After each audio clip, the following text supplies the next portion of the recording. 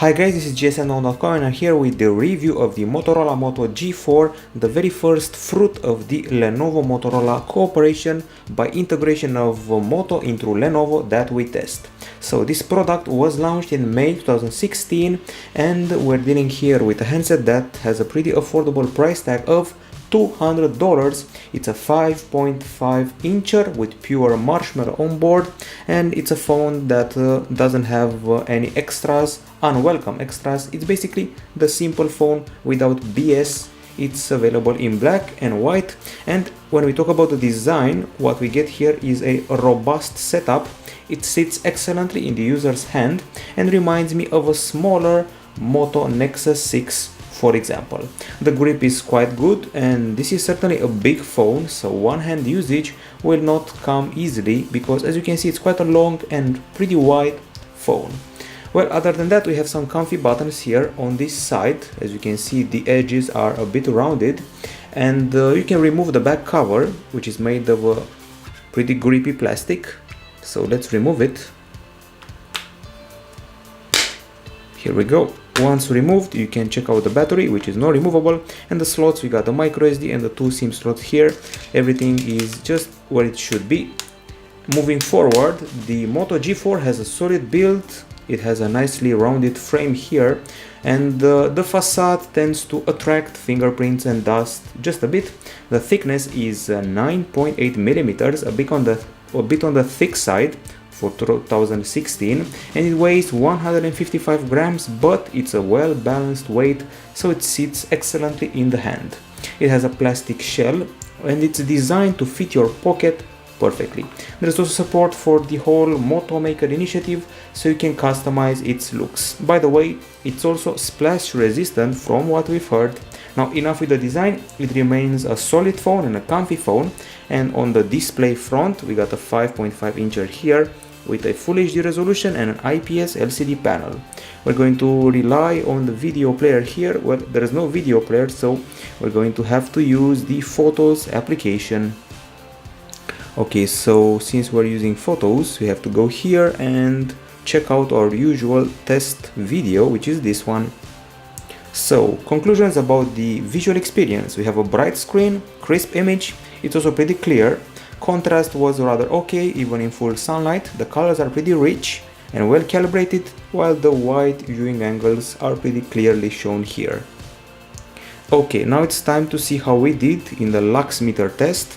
As you can see, we got 491 lux units, which is quite good. It beats the Galaxy S5 and the iPhone SE, but scored below the Huawei Nexus 6P and HTC One A9. By the way, the pixel setup is pretty straightforward, RGB stripes arrangement. Of course, we have options for the screen. Let's find them. Here we go, and we go to the display section. We got brightness level, adaptive brightness, a color mode that lets you choose between normal or vibrant if you prefer more overblown colors. We got wallpaper, sleep, press power button twice for camera, font size, and that's pretty much it. A solid display, and now we move on to the other hardware, and I'm going to start off with the CPU. In this case, a Qualcomm Snapdragon 617. Don't mind what it says here, it's 617. It's an octa-core unit clocked at 1.5 GHz.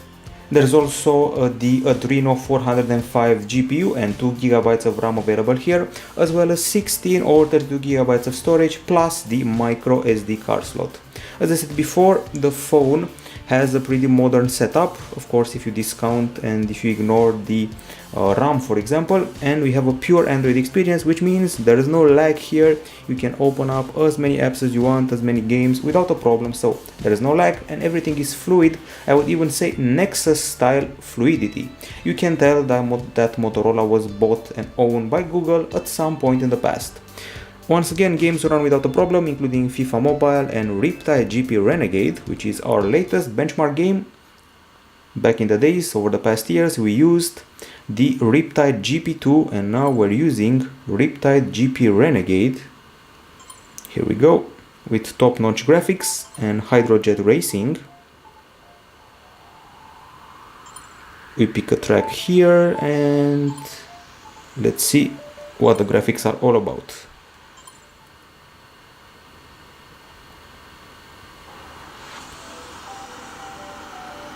We use tilt control, we turn down the volume just a little bit and the water looks amazing. As you can well see, there's no frame rate drop and everything is rendered in a pretty nifty fashion, even though my skills aren't exactly very good. Okay, so no nitro just yet. Quite a good tilt control. I have to say I've played this game on other devices and their tilt control did not impress me, but this tilt seems to be just a bit better calibrated. Okay, so nice graphics, everything moves smooth and there's no problem with the frame rate, the lighting is okay and so are the shadows. Enough with the gaming, time to talk benchmarks because we also have those. And here we go, we go to the photo section and then we go to the screenshots area and see what came out of our tests. We have a quadrant among others and here the score of 27,000 means we surpassed the LG G Flex 2, which was a Snapdragon 810 processor device, quite impressive. Meanwhile in Antutu 6, which should be here, let me find it, here we go, really good score of 45k. We beat the Samsung Galaxy A5 2016 and that's pretty much enough for me to qualify this as a solid phone, even though it only has 2 GB of RAM. In 3D Mark iStorm Unlimited we beat the HTC One A9 and the Xperia M5, so performance is good. And let's see what the temperature brought us. So after playing the game Riptide GP Renegade for 15 minutes, we jumped over the 40 degrees Celsius mark and achieved 42.5, so there's a bit of overheating, but after running the GFX benchmark, only 36.1 degrees, so only partial overheating, so nothing serious. On the battery front, you saw the battery before. This model has a 3000 mAh unit, it's a lithium ion unit, and on paper we are promised something called turbo power. Basically 15 minutes of charging should give you 6 hours of usage. As you'll see, charging was a bit on the long side.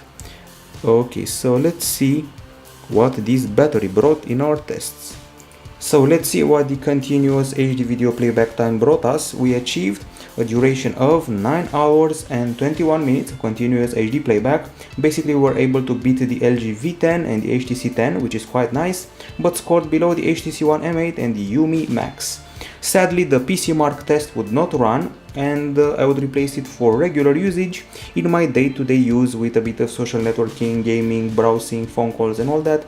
I achieved easily 1 day and a half, maybe even 2 days, so that's rather solid. The bad thing here is that the charger you saw in the unboxing of the phone may not be the official one, otherwise I cannot believe it took me 5 hours and 11 minutes to juice up the phone. Either it's broken or we don't have the official charger or I cannot explain it. 5 hours and 11 minutes is simply weirdly long.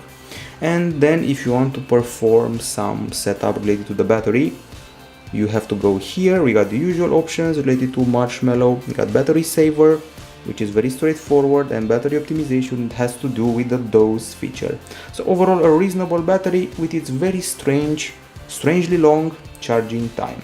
Now as far as the acoustics are concerned, we don't have any bundled headphones, and the earpiece here is also the loudspeaker and it's a pretty solid one. The music playing app is Play Music and its options are the stock one, on paper at least, because in practice you'll see that the interface is changed a bit. So we have speaker options and wired stereo options. We got an equalizer with several sub options that should be activated from here. We got bass punch, extreme bass, balanced, brilliant treble, vocalizer and off. And then we have these 5 custom channels. Then there is the effects profile with 3D stereo, home theater and live stage, as well as custom and none. And we also have surround and extreme bass. Again, I would deactivate it because frankly speaking it feels better with it off. Now let's actually listen to some tunes, see how this loudspeaker here behaves.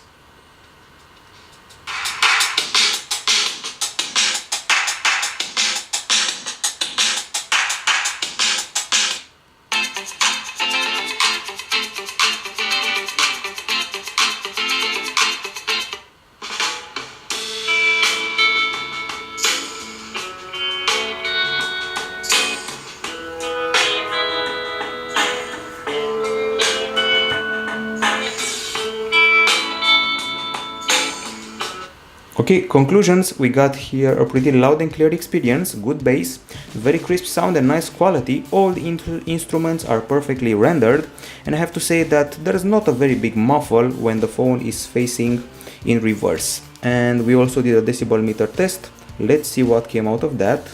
Once again, no headphones here, just in case you were wondering. And here we go, photo section, and here we are with the decibel meter results. We achieved a pretty impressive 86.4 decibels, but only when playing the game Riptide GP Renegade. When we used our usual test sample, we achieved 80.7 decibels at the back of the phone, and at the front we achieved a smaller result, well, a bigger actually, 81.7 decibels at the front and 80.7 decibels at the back, 1 decibel of difference, and that's with our test sample, but the final result is the big one achieved in Riptide GP Renegade. This one beats the Galaxy Note 5 and Galaxy S6 Edge, so the acoustics are quite solid here. Now that we're done with the solid speaker, it's time to go to the camera. So there is a 13 megapixel shooter at the back with f2.0 aperture. There is dual LED flash, dual tone actually. At the front, a 5 megapixel camera with f2.2 aperture, wide angle lens, and apparently a display flash. Okay, so let's close up all the apps and let's see if we're able to fire the camera up in a fast or slow way. Here we go. I would say a slow start, or let's say medium speed start, because I've seen slower on pricier devices. Okay, so the interface is very simple, basically stock Marshmallow with very few tweaks, and the options include timer, flash and HDR, which can be auto on or off. Now as far as the experience is concerned here, let's see what we've got. So the focus is pretty fast to change, and the zoom is quite fluid. Picture taking also pretty fast, as you just saw. Now other options available here include those ones: shutter sound, quick capture, the photo size, video capture going up to full HD at 13 frames per second, and that's it. Everything is very simple. Now the modes, well, they're a bit more complex. We got video here, and we also have panorama. There's also this one, which I guess is slow motion, and this one here, which is basically the pro mode, so to say. It includes white balance settings, there's shutter, there's focus, ISO and exposure, all of them available here. And they can also be shown like this, reminding me of the older Lumia phones. Okay, this remains the core, the photo section, and we also have the selfie area with the display flash, as mentioned before. Now we have to go to the gallery and show you the shots we've taken during the day and during the night with this camera. And I have to say, they're not bad at all. So albums, and here we are, 142 shots. I'm going to start off with those taken during the day and then switch to the night ones. Okay, so it was a pretty clear day, the sun was shining, but not in an exaggerated fashion. It was early September after all. The images are very crisp, the colors are well calibrated, there is no over sharpening going on. It's a very honest camera in that regard. The panorama was a bit underwhelming, it felt a bit burnt, not very clear, and the resolution was rather modest. And here we have a discrete HDR, discrete in a good way, at least it doesn't burn, it doesn't exaggerate with the brightness. Okay, another set of shots, excellent close-ups, very good details, and then we proceeded to take some selfies. They're quite okay, but in the end I feel that they're inferior to what the Huawei phones can achieve nowadays. I wasn't impressed by the skin or hair texture. Well, then we got some very nice close-ups here, pretty good colors, solid textures, so nothing to complain about. And we cannot complain about over sharpening, about artificial colors, because there's no trace of that. Focus was okay, exposure was good, lighting was nice, so no problem whatsoever. The zoom in test was also good, so we started zooming in on this horse, a monument in the distance, and details did not fade away, which is quite nice. Okay, so another set of shots, pretty well calibrated colors for the sky. Usually some good phones with good cameras manage to fumble with the sky and create an artificial looking image. Pretty nice texture of flowers and toys, good details here. You're able to see the bee or whatever insect is that in the flower. not one blurred shot. As you can see, hundreds of photos, or better said 140, and not one missed or blurred shot, which is a good thing. The colors feel a bit cold in the shade, as you can see here, and I would even call this camera maybe 5% or even 10% superior to the Samsung Galaxy A phones, because it's more pragmatic and does not over sharpen things like the Samsung Galaxy A series cameras. Of course, I'm talking about the Galaxy A 2016 models. It's pretty close to the iPhone 6, no joke here, it's actually a pretty solid camera. These are daytime shots. Now let me treat you to some low light captures. And here we go, we have quite a few of them, and we start off with this one here. First of all, I noticed that the flash is pretty solid. There is a slight blue hue, especially in the top corners of the image. Some lack of clarity here and there, big halos, and also some yellowish areas. But in the end, the clarity remains reasonable, the colors aren't that bad. Still, it's just a bit below the LG Nexus 5X. So check out the power of the flash, quite good. But in the end, it cannot be compared to the very good LG Nexus 5X when it came to night capture. And now it's time to move on to the video, and video here is taken in MP4 format in Full HD at 30 frames per second and with a bitrate of 17 mega per second. So here's the first video.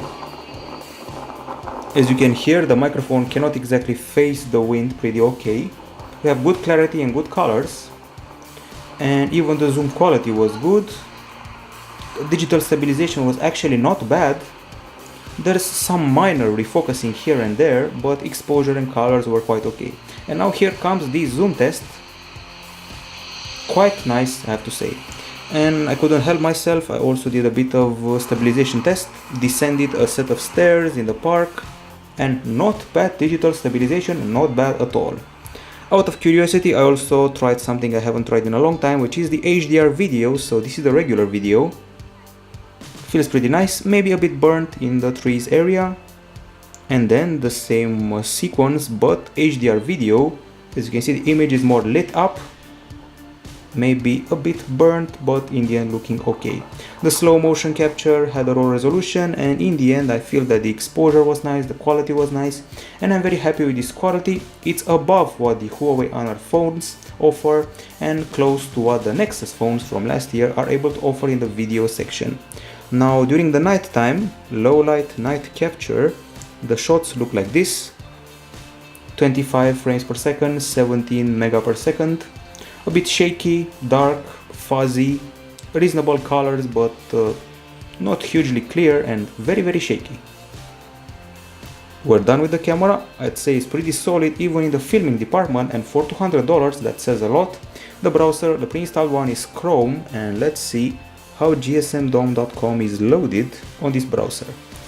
So I would say reasonably fast, not the fastest in the world, also not the slowest.